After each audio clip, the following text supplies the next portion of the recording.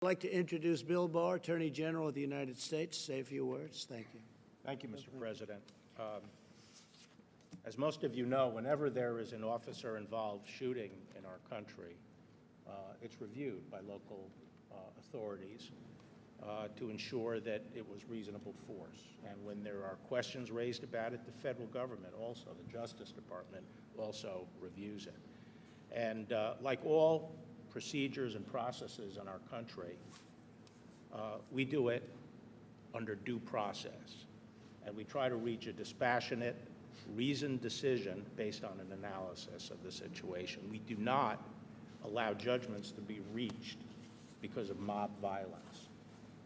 We do not have mob violence in this country make our decisions over the fate of individuals when their actions are challenged.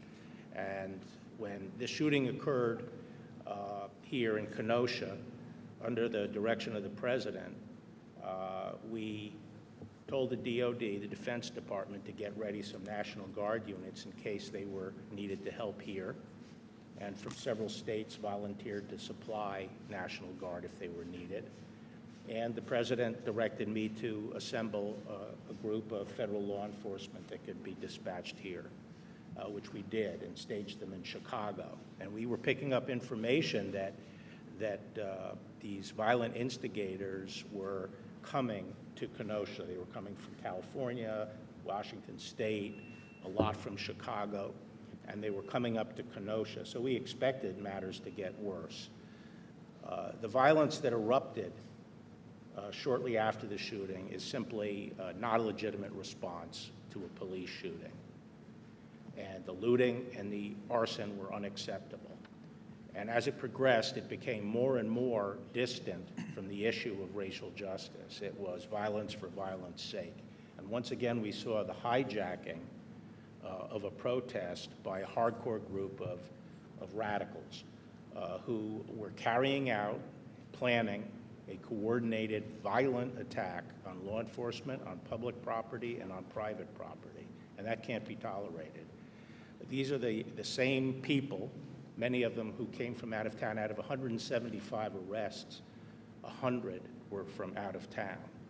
And these are the same people using the same tactics that have been used in various cities: Washington, D.C., Atlanta, Chicago, now Kenosha, Portland. And they use these black bloc tactics, throwing projectiles at police, and literally trying to inflict injuries on police, arson, and rioting. They came equipped, as even the mayor of Washington acknowledged, they come equipped to fight. And it's completely unacceptable, and the state is the first line of defense. If local leaders are committed to keeping the public safe, it can be done. And while it was slow in getting off the starting block, this is an example that when you have the local political leadership backing the police, you have the state willing to put in the resources in terms of National Guard, and the federal government able to come up with support such as the FBI, the Marshals, and ATF, who have some special skills and forensic ability to help, there will be peace on the streets. And there's going to be accountability. What people don't see is that in all of these cities, there are task forces of federal and state officers reviewing all the video that we can get our hands on. And when we are able to identify people who committed crimes in these riots, going all the way back to the beginning, whether they're burning police cars or throwing rocks at people, which are deadly, they will be prosecuted. That's a large-scale effort, and it's going to continue. So I can tell you, Mr. President, that as far as the federal government is concerned, we welcome the opportunity to work with state and local to deal with this public safety issue.